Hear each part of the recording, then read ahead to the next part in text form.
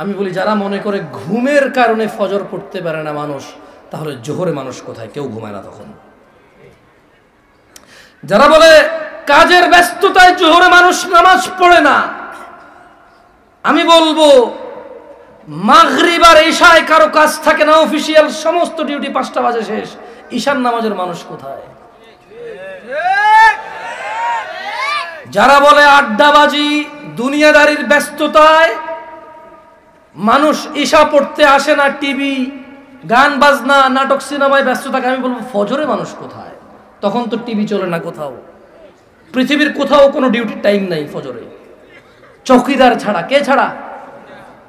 চৌকিদারে ছাড়া আর কিছু মানুষ রাস্তাঘাটে সিএনজি অটো চালায়, ট্রেন আসবে বাস আসবে মানুষকে ট্রান্সফার করবে, ওই লোকগুলো ছাড়া তেমন কোনো কাজকর্ম নাই। তাহলে ফজরে মানুষ কোথায়? আপনি বলবেন যে ঘুমে, তো ঘুম হলো জোহর, তো ঘুম নেই কেন আসে না?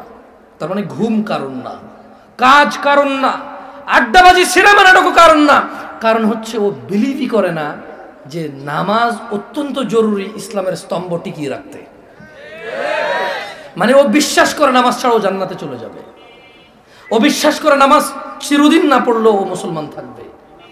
এটা হচ্ছে মূল কারণ ওর নামাজ না পড়ার।